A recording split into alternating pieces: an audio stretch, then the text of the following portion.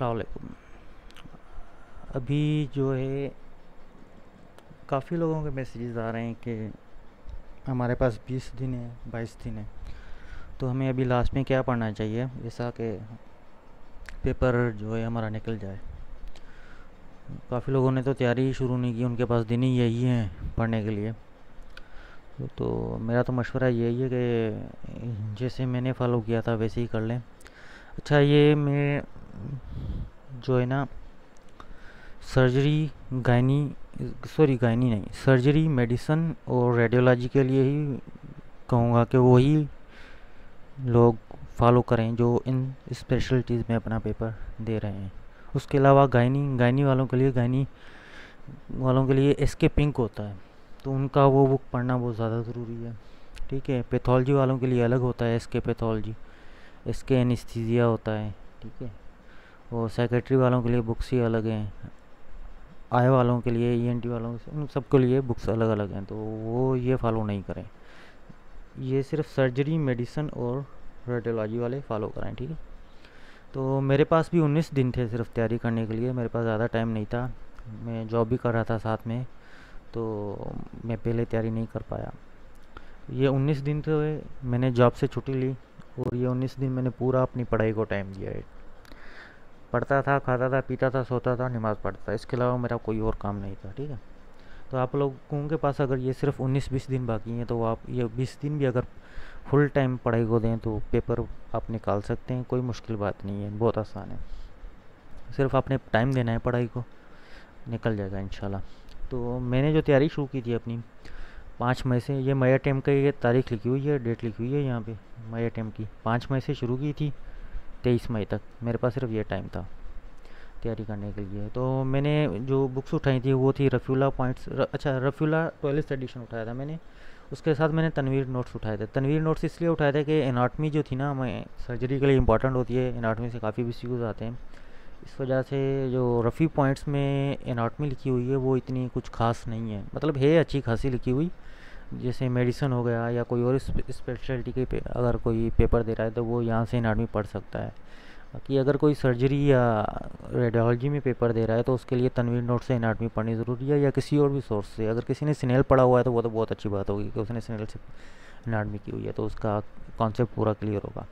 ठीक है, तो मैंने रफ़ी पॉइंट्स और तनवीर उठाए थे। अच्छा, रफ़ीउल्लाह 12th एडिशन में रफ़ी पॉइंट्स, और उसमें में से मैंने प्लैटिनम बीसीक्यूज़ भी किए थे।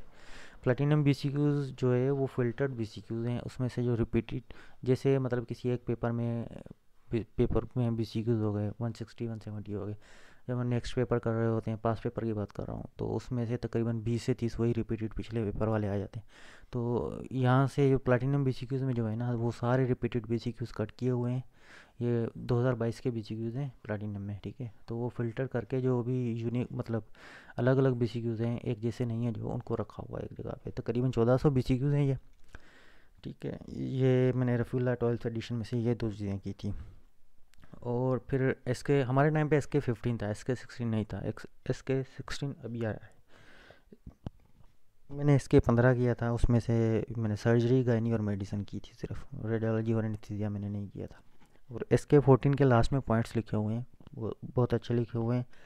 हर पॉइंट जो है वो एक BCQ है। ठीक है, और उसमें से भी BCQ आते हैं, 10 से 15 BCQ तो आराम से आ जाते हैं उसमें से।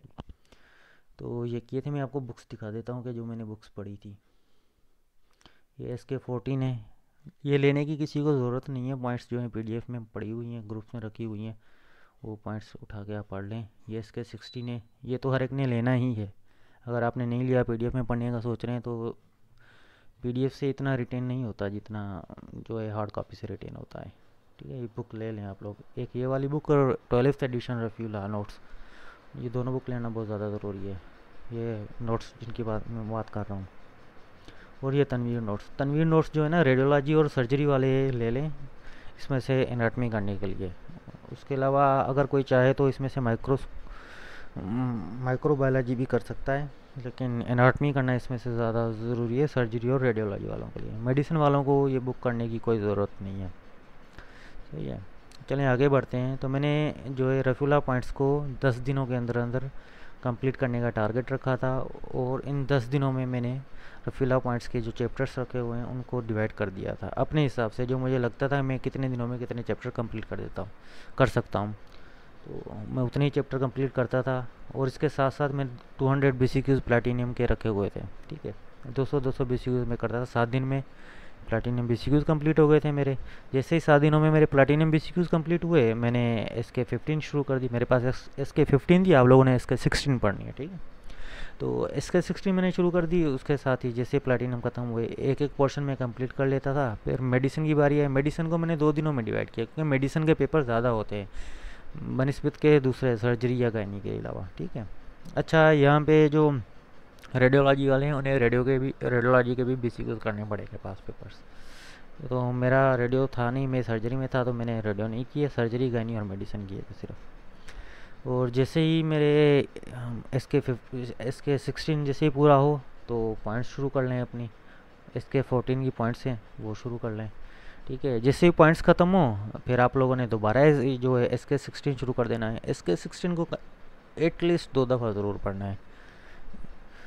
और SK16 के कंप्लीट होने के बाद मैंने लास्ट डे पे जो है पॉइंट्स रिपीट की थी, और उससे एक दिन पहले मैंने प्लैटिनम BCQ सारे रिपीट किए थे। अच्छा, अब आ जाएं इस पे रफ़ी पॉइंट्स पे। अच्छा, ये मैंने लिखा हुआ है पूरा, देख लें। अगर आप लोगों को समझ में आ रहा है कि आप इसी को फॉलो करना चाहें तो इसी को भी फॉलो कर सकते हैं, या अपने हिसाब से भी अपना स्केड्यूल बना सकते हैं, ठीक है। जैसे मेरे रफ़ी पॉइंट्स 10 दिनों में पूरे हुए, 10 दिनों के बाद मैंने फ़ौरन जो है ना रफ़ी पॉइंट्स की रिवीजन शुरू कर दी थी। और ये रिवीजन तकरीबन 16 से 22 दिन, 6 दिनों तक रिवीजन चली है। फिर 7वां दिन जो था मेरा, उसमें मैंने सिर्फ 3 चैप्टर रखे थे, कार्डियो, पैथो और माइक्रो। क्योंकि पैथो और माइक्रो जो है वो पेपर 1 में बहुत ज़्यादा आती है। पेपर 1 का जो मोस्ट ऑफ द पोर्शन होता है ना, वो इन्हीं 2 चीज़ों पे मुश्तमिल होता है। और पेपर 2 में मेरी जो थी कार्डियो वीक थी, इस वजह से मैंने कार्डियो को रखा था। क्योंकि मेरा जो पिछला अटेम्प्ट था उसमें कार्डियो के जो सवाल थे वो मेरे गलत हो गए थे, इस वजह से मैंने कार्डियो रखा था। मैंने सोचा था इसको तीसरी दफ़ा रिपीट करूँगा। पैथो और माइक्रो को इसी वजह से रखा था क्योंकि इसका पेपर 1 का जो मोस्ट ऑफ द पोर्शन होता है वो इसी में से आता है। बाकी पॉइंट्स ये मैंने रिपीट की थी लास्ट डे पे। यही था 20 दिन में। कोई ऐसी बात नहीं है कि आप पहले पढ़ाई नहीं कर पाए या आप लोगों ने पहले सही से नहीं पढ़ा। जिसने पहले पढ़ा है वो मतलब बहुत अच्छी बात है कि उसने पढ़ लिया है, लेकिन अगर किसी ने नहीं पढ़ा तो ये 20 दिन भी तैयारी करने के लिए काफ़ी है। आप 20 दिन में भी तैयारी कर सकते हैं। 20 दिन तैयारी करके आप पेपर देकर आएँ, पास हो जाएंगे इंशाल्लाह। बस यही है कि ये 20 दिन जो आपको मिले हैं तो आपने इन 20 दिनों को अच्छे से यूटिलाइज़ करना है, अच्छे से पढ़ाई करनी है। कोई भी दिन ज़ाया नहीं जाना चाहिए, दिन क्या घंटा भी ज़ाया नहीं जाना चाहिए अभी आपकी पढ़ाई का, अभी आपके टाइम का। तो ये 20 दिन है। इसके अलावा अगर आपको कोई सवाल पूछना हो तो मुझसे पूछ सकते हैं। अच्छा, ये जो भी बुक्स वगैरह है ना रफ़ीउल्लाह 12th एडिशन, ये सारी PDF में मौजूद है ग्रुप में। मैंने तनवीर नोट्स एनाटमी जो है वो भी मैंने ग्रुप में PDF में रख दी है पूरी की पूरी, सही है। अगर किसी को चाहिए तो ग्रुप में मैसेज कर दे, मुझे पर्सनली मैसेज ना करे, क्योंकि ग्रुप में पड़ी हुई हैं। अगर आप मैसेज कर देंगे ग्रुप में तो कोई भी आपको वो है ना फॉरवर्ड कर देगा। अगर मैं भी नहीं कर पा रहा हूँ, मैसेज नहीं पढ़ पा रहा हूँ किसी का, रिप्लाई नहीं कर पा रहा हूँ, तो कोई ना कोई और आपको वो भेज देगा ग्रुप में, ठीक है। अच्छा, ये डिवीज़न रखी हुई है। मैं दोबारा बताता चलूँ कि ये डिवीज़न मैंने अपने हिसाब से बनाई हुई है। अगर किसी को फॉलो करनी है तो कर सकता है। तनवीर नोट्स सिर्फ वही पढ़ें जो सर्जरी या रेडियोलॉजी में दे रहे हैं। उसके अलावा मेडिसिन वालों को तनवीर नोट्स पढ़ने की कोई ज़रूरत नहीं है। पहले 7 दिन जो है आप अपने रफ़ी पॉइंट्स को डिवाइड कर लें, ठीक है। उन रफ़ी पॉइंट्स को इस तरह से डिवाइड कीजिएगा कि आप कम से कम 2 चैप्टर एक दिन में ज़रूर निकालें, और उन 2 चैप्टर्स के साथ 200 BCQs प्लैटिनम के भी निकाल लें, सही है। उसके अलावा जैसे प्लैटिनम 7 दिनों में पूरे हो जाएंगे अगर आप 200 के हिसाब से चल रहे हैं। अगर किसी को कैपेसिटी है वो 300 भी कर सकता है तो 300 कर ले, हर एक को अपने हिसाब से बनाना है। तो एटलीस्ट 7 दिनों में आपने पूरे करने हैं। अगर 7 दिनों में नहीं करेंगे तो फिर आगे का जो है ना सारा आगे पीछे हो जाएगा। फिर जैसे प्लैटिनम पूरे हो जाएं अपना SK16 शुरू कर दें, सर्जरी गायनी मेडिसन। अगर कोई रेडियो में दे रहा है तो वो रेडियो भी पढ़ ले इसमें से, ठीक है। और SK14 के पॉइंट्स कर लें।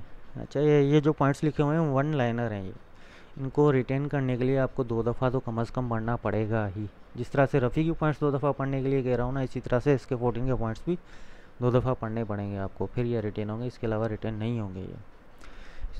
और इसके अलावा कोई भी सवाल पूछना हो तो आप पूछ सकते हैं। बाकी ये जो दूसरी स्पेशलिटीज़ हैं उनका मुझे इतना ज़्यादा इल्म नहीं है, जैसे आई हो गया, पैथोलॉजी हो गया, एनेस्थीसिया हो गया, साइकेट्री हो गया, इनसे मैं टोटली अनलिंक्ड हूँ, तो इसके बारे में मुझे नहीं पता। हाँ, गायनी वालों के लिए मैं कहूँगा कि गायनी वालों को एसके पिंक पढ़ना पड़ेगा। अगर वो SK14 के पॉइंट्स नहीं भी पढ़ते, प्लैटिनम बेसिक्स नहीं भी करते, इसकी जगह पे वो एस्केपिंग कर सकते हैं। एस्केपिंग कर लें, वो 14 के पॉइंट्स और प्लैटिनम बेसिक्स को छोड़ दें, और SK16 साथ में कर लें और रफ़ी के पॉइंट्स कर लें, ठीक है। और ये जो दिखने में लग रहा है कि ये बहुत ज़्यादा है, लेकिन ये इतना ज़्यादा नहीं है। 20 दिनों में हर बुक मतलब हर जो पोर्शन मैंने बनाया हुआ है इसमें से 2 दफ़ा रिवीजन तो उनकी पक्की हो सकती है आराम से। ये मेरी मतलब सुस्ती के बावजूद जो है मैं इतना कंप्लीट कर पाया हूँ। तो अगर आप अपना 100% देते हैं तो आप तो मतलब रफ़ीउल्लाह के बाकी के चैप्टर भी, जैसे मैंने 3 चैप्टर सिर्फ 3 दफ़ा रिपीट किए हैं, तो आप बाकी के चैप्टर अगर आपको लगता है आप किसी चैप्टर में वीक हैं तो वो भी आप रिपीट कर सकते हैं। इतना मुश्किल नहीं है, निकल जाएगा इंशाल्लाह। कुछ और पूछना हो कमेंट सेक्शन में पूछ लीजिएगा, ठीक है। मैं अपना व्हाट्सएप नंबर भी रख दूंगा वहाँ पे, ईमेल भी रख दूंगा, किसी को अगर वहाँ पे इजी लगे तो वहाँ पे पूछ सकते हैं। कमेंट सेक्शन में पूछना चाहें तो कमेंट सेक्शन में पूछ सकते हैं, ठीक है। अल्लाह हाफिज़।